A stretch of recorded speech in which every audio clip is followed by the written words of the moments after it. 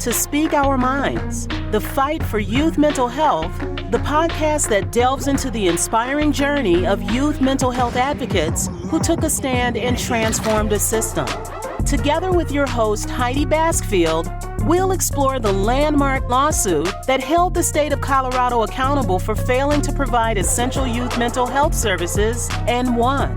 In each episode, we'll unpack the intricate details of the lawsuit, guiding you through the legal battles and the monumental settlement that set the foundation for a working system of mental health. We'll examine the steps Colorado is now taking to build a comprehensive and effective mental health care system for its youth, highlighting both the challenges and the triumphs along the way. Join us as we learn from experts in other states who have successfully navigated similar crises, offering invaluable insights and strategies. Hear firsthand accounts from parents, providers, and professionals who are deeply committed to ending Colorado's youth mental health crisis. Their stories and perspectives will shed light on the impact of the lawsuit and the hopeful path forward. Whether you're a concerned parent, a mental health professional, or an advocate for change, this podcast is your guide to understanding the profound transformation taking place in Colorado's youth mental health landscape. Welcome to Speak Our Minds, the fight for youth mental health. Let's embark on this journey together. We're interrupting our regular programming this week to discuss a very important topic, the topic of Proposition KK and the issue of domestic violence. Unfortunately, in the state of Colorado, we're seeing a rise in the statistics associated with the incidence of domestic violence, including the number of fatalities as a result of domestic violence. So join us today as we discuss this important topic with Colorado House Majority Leader Monica Duran and Elizabeth Newman from the Colorado Coalition Against Sexual Assault. Well, welcome everybody. Today, I'm super excited to have Colorado House Majority Leader Representative Monica Duran as our guest today. Welcome, Representative Duran. I really just want to kick things off with having you talk about your leadership role in the House, because, not everybody knows. What does it mean to be the majority leader here in the state of Colorado? Well, Heidi, thank you for having me here today. I think this is such a great way to kind of reach out, right, to our communities. And for me as majority leader, you're right. A lot of people think, what does that mean? It's kind of like herding cats. I have 65 members in the House. I have 46 in my caucus. And basically what that is there's quite a few things in that bucket, right? But one of the main things in that bucket is making sure that the calendar, which are the bills that come out of committee, I get those scheduled for debate on the floor. There's a process here. So when a bill comes out of committee, it'll come to me. I'll get it scheduled so that we can debate this in the well, as we call it, but that's in the chamber of the House. And then we debate. And then from there, it'll go to third reading and then start the process if it comes out all over again up in the Senate. So it really is managing that clock, making sure that the bills that are coming through get off that floor and get moved into the next chamber that they need to go to. It's also managing decorum. It's also managing relationships, negotiations, communication with not only my caucus, but also with my colleagues across the aisle. And it really is, like I said, so much to it. But in essence, it's making sure that that calendar keeps on moving, because we only have 120 days from January to May to get the policies done. Right. So you're like air traffic control.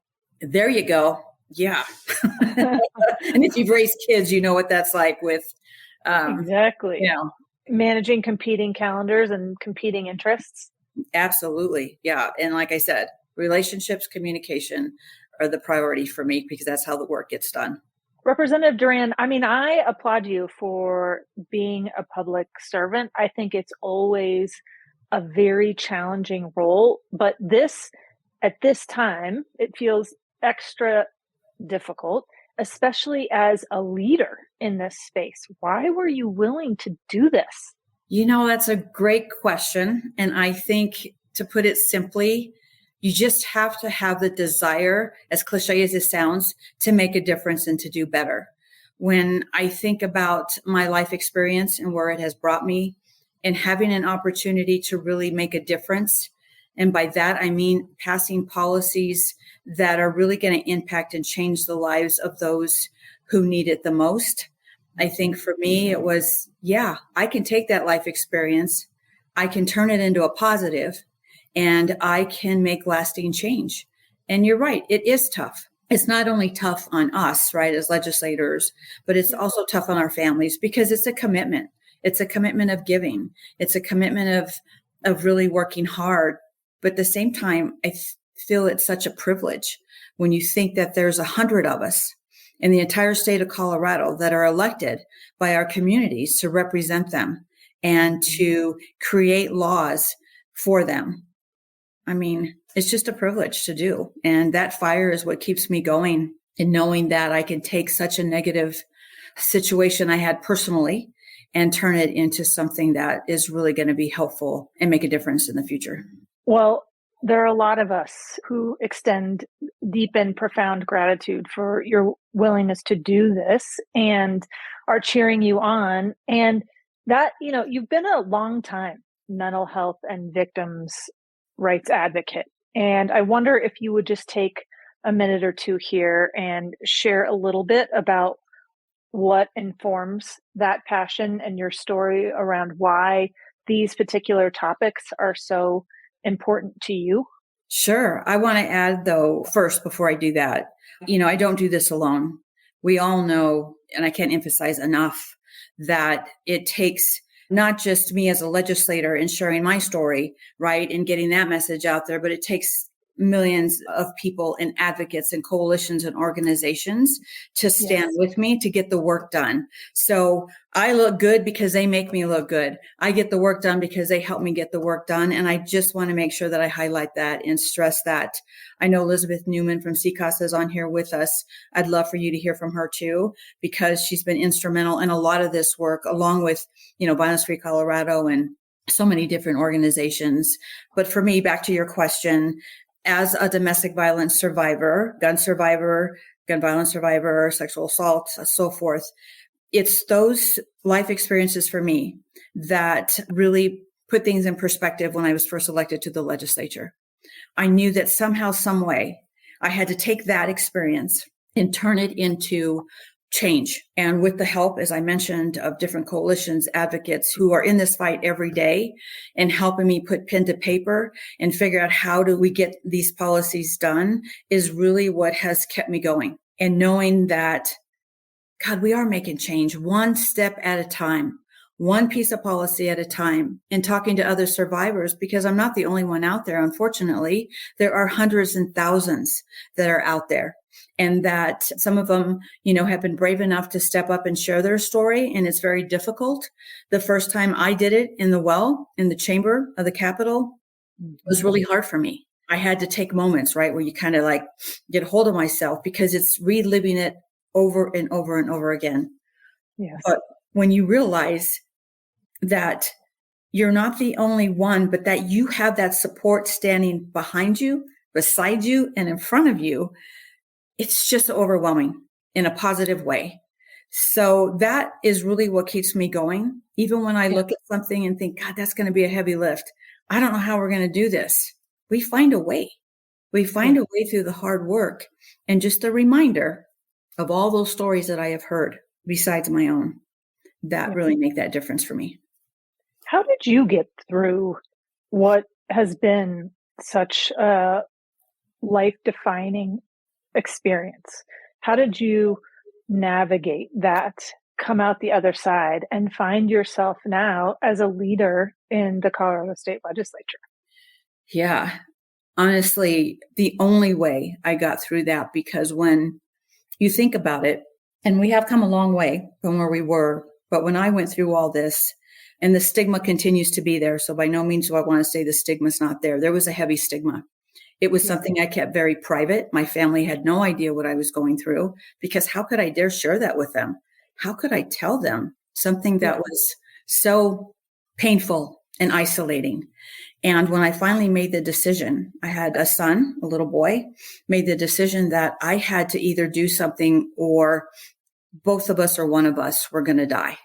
And not knowing where to go, who can I talk to? I reached out to a local shelter, and it was just by the grace that I found a number in a phone book. And I reached out to a shelter, and in that shelter, I was provided therapy and counseling, because that is so, so important into changing the mindset of how you have been conditioned for so long in thinking all of this is your fault. You're not doing enough, right? You're not being a good enough wife, a good enough mother, a good enough human. So it took that therapy and that counseling and the patience of some amazing people to give me the space where I felt I could trust and I could let my guard down for the first time in many years, that I could actually just breathe and know that I was okay, to be able to get through. And it didn't just happen overnight. It wasn't just a one-time thing. It was a continuous thing, and it continues today. Because once you've gone through any type of event like that in your life, anything that impacts you emotionally, mentally, and physically, you continuously live with that. I always say that, I am a survivor and will always be a survivor. Yeah. So yeah, it's through really the help and care of those who were there for me and helped me navigate a system at the time that was very tough to navigate financially and in so many other ways that I needed help, whether it came to housing, jobs, court, money, frankly, everything. Yes. Yes. Well, and I think to your point about having a place that had you not feel isolated is so critically important. I think I shared when we first met that my mom used to run the Douglas County Women's Crisis Center. And so I have this deep and profound gratitude for the work of these shelters and victims' rights advocates, because I grew up hearing the stories of the women and children that my mom and her colleagues were working to support and really trying to bring about big changes in very difficult circumstances. So like you, I think these places are so important. And I'm so glad that you and others have been able to get the kind of critical support there. Absolutely. Because, at the end of the day, you want to feel like you aren't alone, right? You aren't alone, and that you can be productive and there's light at the end of that tunnel. It really just comes down to hope. It's a simple word, but all I wanted at that time is to know that I could provide for my son, and I was a good mom, and I could think of all the opportunity, just to be able to have a normal life, because I didn't have one. And that's all each survivor wants, no matter what it is that life has brought to them. So, the work that we do is really hard, but it's also so important, and it's so gratifying in the end. Yes.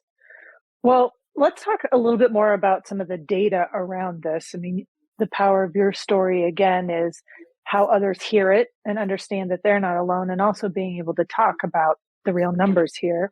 And I think what shocked me is recent data and the state's domestic violence report that came out in 2023, really saying that in 2022, the state recorded at least 94 domestic violence related deaths, which is the highest number since we started tracking this in 2017. Of these deaths, 39 were victims killed by their intimate partners, 22 were collateral victims, and 33 were perpetrators. So the vast majority of these incidents involved firearms, which were used in 86% of the fatalities. These are shocking statistics, thinking about how far we've come in this conversation, but really illustrating how much further we have to go. So with us today is not only our majority leader, but also Elizabeth Newman. And she's going to talk about her role as a victims' rights advocate and give us some additional information about how she and her organization and other partner organizations are working every day with different programs to support survivors. So Elizabeth, welcome. Please tell us a little bit about yourself, your organization, and the work you do, and then tell us about what are the programs that we have to offer here in this state. Thank you so much, Heidi, for that introduction and for having me join you today. I am the Public Policy Director for the Colorado Coalition Against Sexual Assault, CCASA, and we are the statewide anti-sexual violence organization working to prevent and end sexual violence in Colorado. And we work really closely with our peer sibling coalitions to really address a huge need in our state, which is services for people who have experienced violence and victimization. So we have members who work across the state in more than 200 different organizations and agencies that provide services to people who have experienced domestic violence, sexual assault, human trafficking, child abuse, stalking, and many other forms of violence. And when victims reach out, they really need a variety of support. And their job as these victim service agencies is to find out what a victim might need and to help them get that. And whether that can be an on-site crisis response in the moment immediately after something has happened, to long-term support, case management, including things like housing assistance and legal services. Those types of services are incredibly important for someone to be able to get their life back on track and rebuild. And then also the long-term healing of counseling and support groups and therapy that are also provided. These organizations have served more than 300,000 victims in Colorado and people who have reached out for help each year. What we are struggling with is a significant drop in the federal funding that we receive and a lack of ongoing state funding. So what we're looking at is a number of programs having to lay off staff, cut their services, cut their hours. And so that when victims experience violence and abuse, they might not have someone there who can help and support them. And it's a really critical and dangerous place that we're leaving victims in our state. So, Elizabeth, what comes up for me when I listen to you, and I think is so important to spend a little time on, is it's not just the problem of cutting back on existing services. What's also important to talk about, and I'd love for you to detail even more, is the fact we've never adequately supported these programs to begin with. So it's like everybody's already operating on sort of shoestring budgets. This isn't the place where you enter, to make a bunch of money, right? People are doing this work because they care deeply about bringing about change and are doing the best that they can in a very constricted budget environment. So say more about the state of the state, so to speak, of how these programs are already operating many times at a deficit to begin with. That's right, Heidi. We have really seen a need increase in the last several years since the pandemic. I think many people know that a lot of times when there's stress in a family, when there's economic stress, when there are other issues going on in society, that tends to increase some of these instances of violence and victimization in our communities. And not only have these needs increased, but the cases have become more lethal and dangerous. They've become more complex. And so the programs that are serving victims are really just barely making it. And those are the people who are coming to get services, who know who to call, who know where to show up to get support. So at this moment, we're barely meeting the need as is. In fact, there are people who are turned away from shelter, people who are turned away from services already at this point. And in the next year, we are looking at an even greater decrease in funding. Programs are already having to make that cut. But as you said, this is not something people, really make money doing. These are nonprofits that are already really stretched tight with their budget. And the staff there not only are experiencing the stress of supporting victims and survivors and that secondary trauma, many of them are survivors themselves, and that's why they get into this work. And then they're also experiencing financial hardship. We all know the cost of living is increasing, and the programs are barely able to make payroll oftentimes, leaving those staff without a lot of resources for their own well-being and their own families. And then this stress as budget cuts are leading to layoffs. And so it's really an incredibly difficult situation for programs who want to be there and support the victims in their community and the people who need help at a time where we have just seen the funding drop almost 75%. In 2018, we had more than 56 million Victim of Crime Act dollars coming to Colorado to support these programs. And this year it's been 13 million. So it's just a huge drop. We have really appreciate the leadership of, Monica Duran and others in the state legislature for finding some dollars to cover that gap in the last several years, but it's not possible to cover it entirely. And we are in a position where it is incredibly dire and we have to find a new source of ongoing funding because that federal funding is just not bouncing back. Before we start talking about a potential solution that might help us in this space, it's not going to solve everything, but if enough Coloradans get on board, could definitely help. Before we get to talking more about the details there, I do want to take just a moment because people sort of create pictures in their mind without even being conscious of it, of who victims are, what they look like, what they sound like, how they show up in society. I think more often than not, people are surprised when they find out it can be their next door neighbor. And I think the other thing we don't talk about is the impact on children and youth. And so I'm going to start with you, Elizabeth, and then Representative Duran will have you comment on this as well. But talk a little bit more about the implications of domestic violence on kids. Yeah, to start, domestic violence can include violence in an intimate relationship, whether the parties live together, are dating, or even are former partners. And that is all included in what is considered domestic violence or intimate partner violence. Oftentimes, though, what we see is that there are children who are in the household who are present, and witnessing domestic violence is incredibly traumatizing, as well as sometimes that violence then continues on to the children. And so it's really distressing and disturbing for children to witness domestic violence, and it makes it incredibly hard for them to focus in school, to get their other needs met at a time when a parent and both parents often are in crisis. There are also other forms of violence that can be perpetrated against children that might be also present in the household, including childhood sexual abuse or other forms of child abuse that really are linked to long-term and immediate mental health challenges and physical health issues, as well as that long-term economic impact for children in those homes who do not get treatment for the trauma that they've experienced. That includes things like lower earnings, more difficulty staying in school, challenges with social relationships. So it's really an impact that's broad and wide-ranging for kids.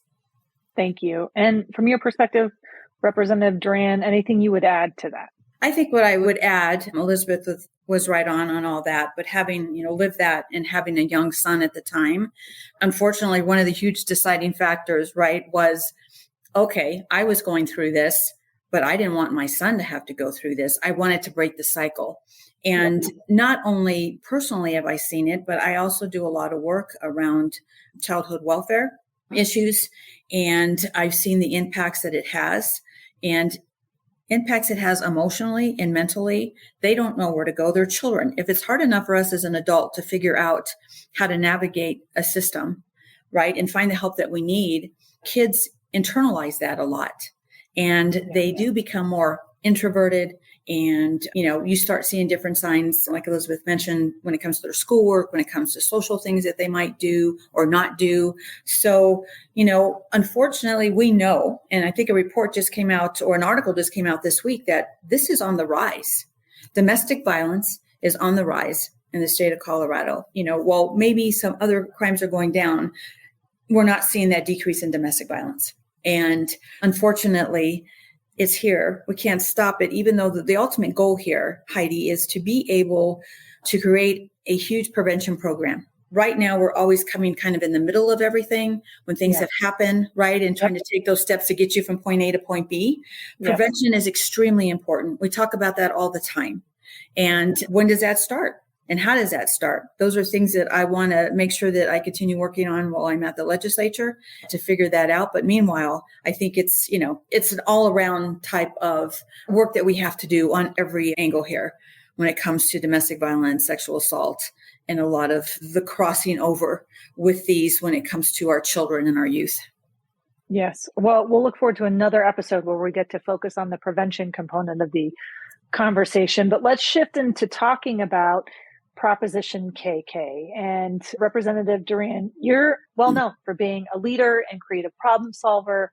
And, as Elizabeth is talking about the tens of millions of dollars in funding gap to just sort of do the basics here, that's a big gap to be able to bridge. And you have a proposed solution. It won't solve everything, right? We still have more to do and more support to garner, but it is a difference maker. So can you talk more about what Proposition KK is, what it seeks to do, and then ultimately why you want Coloradans to show up at the ballot in support of it?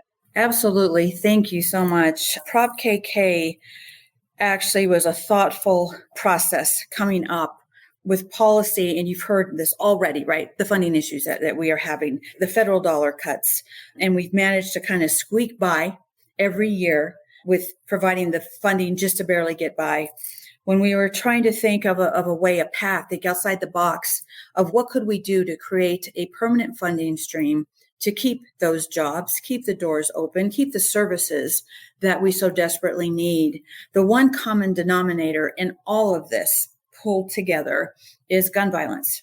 And when we looked at the data, as you just, shared with us, yes, a small portion of that, we realized that with that common denominator, the impacts it has not only on crime victims, but what it has, behavioral health, right? Yes. Emotional stability, all of that. We came up with an excise tax on gun manufacturers and retail stores for ammunition. It's not a sales tax, it's an excise tax. And being that was the common denominator in all of these different buckets, as I call them, it just made sense. More sense than anything else we could come up with.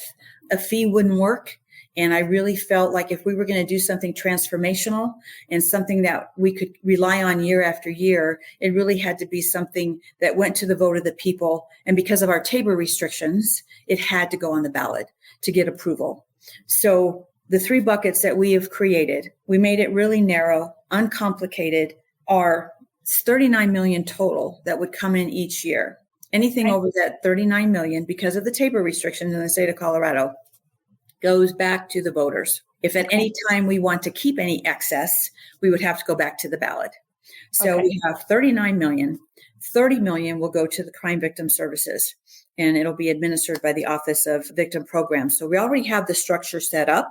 We have for years. So 30 million will go there to provide, right, the counseling, the therapy, whether that might be housing, whether it might be all of the programs we have to connect survivors to get from, to A, B, and C. The second bucket is $8 million. $5 million of that goes to behavioral and mental health. It's a cash fund for veterans' mental health because we know and understand the impacts on our veterans and the importance of being able to get the help they need when they need it. $3 million will be used for continuing and expanding the access to behavioral health for our at-risk youth, which we just got done talking about the impacts of whether it's domestic violence or sexual assault, whatever they might see. And we look at the numbers of suicide rates going up. Really important that we invest those dollars. And then $1 million will go to School Security Disbursement Program, which is a program we already have and a program we want to be able to make sure that we continue some funding in there. So that's where the $39 million goes. And the importance of this is obvious when we talked about, right, the federal dollars being cut, the inability to access the treatment that's needed, the tools that are needed to do it. And, when we talk about 6.5% is the excise tax on this, I will happily pay that. I am a gun owner myself, and a lot of responsible gun owners out there are really supportive of this ballot initiative because they understand the need and the lines are clear where the dollars are going, how it's going to be spent. And whenever there's an increase, a tax increase of any kind, right? Voters want to know where is it going? Exactly. How is it going to be spent? They want accountability and transparency. And this gives them that. Representative Duran, this Proposition KK is literally the only gun-related issue on the ballot in the country this fall, which is surprising considering how many issues around gun violence are impacting people throughout this country. Some people are going to say this is anti-gun and should be supported as a result. How do you talk to people about that? What is the key message, or what would you like people to understand? That's a good question. And usually when we start talking about this, and that does come up that it's anti-gun or it's an infringement on the Second Amendment right, I really do say that this is about mental health, the safety of our youth, our veterans, our crime victims. When I go knocking doors, what I hear about is public safety. What are we doing for public safety? How are we supporting crime victims? How are we supporting, mental health? Because we know that's been a huge topic for quite a long time. And that's what this is about. This in no way, shape, or form infringes on anyone's Second Amendment right. It doesn't inhibit them from purchasing, doing anything along those lines. What this is about is making sure that we are prioritizing the needs in our state for those who need the services and the help if they have experienced a crime of any kind, if they are in need of mental health counseling, therapy, which we all know that crime victims, our veterans, and our youth need this support. This is what this is about. It's not a gun bill. It's not about guns. This is about the common denominator in all of this is gun violence. So how do we create a process where we are giving those survivors the help and the support that they need and the guidance, and our kids and our youth the guidance that they need? And that's what this is about. Right. I mean, it makes perfect sense to me. I mean, I think about it in terms of how we've approached tobacco taxes, right? Where we've said, look, the data bears out that there are real implications on public health as a result of using tobacco. So a portion of tobacco sales are going to go to benefit public health programs that address prevention in particular. And so what you're talking about here is similar. It's saying the data bears out that gun violence plays the highest role in domestic violence related fatalities, and the ramifications of that on society are massive. And so to link an excise tax to funding programs that help survivors is a natural connection and doesn't inhibit people's right to own and use firearms. As we close up today, I want to just give a few minutes for wrap up to both of you, Representative Duran and Elizabeth Newman, to make any closing comments you want to make sure people have before they get their ballots in the mail or show up to vote on Election Day in November. So I'm going to start with you, Elizabeth, and then Representative Duran, you can close us out. Any parting thoughts, Elizabeth? Yeah, this proposition is really a transformational opportunity for Colorado to make sure that we have the services in place that people need. And right now, too many people are not getting the help that they need, whether that is someone who's experiencing domestic violence or sexual assault, or whether that's someone who has a behavioral health or mental health crisis. The services are not there. And particularly in rural communities, the services are also really limited and are more impacted by these funding cuts because they do not have the space in their budget to absorb any kind of decrease in their funding. And so with the opportunity of Proposition KK, it's a really modest tax on the gun sellers and vendors and manufacturers to be able to invest and make sure that when someone calls a helpline, when someone reaches out for help, that there's someone there to answer that call, to walk with them through that crisis and to help them heal and get their life back on track. It's a very, very modest tax that will have a tremendous impact on the well-being of all Coloradans. Thanks, Elizabeth. Representative Duran. Thank you so much, Heidi, for this opportunity. Thank you, Elizabeth, also for being here today. And yes, Prop KK, it is really a modest ask at 6.5% excise tax on gun manufacturers and retail stores. I think at the end of the day, this is really about making sure that Colorado is providing and putting their money where their mouth is when they say crime victims matter, mental health matters, our veterans matter.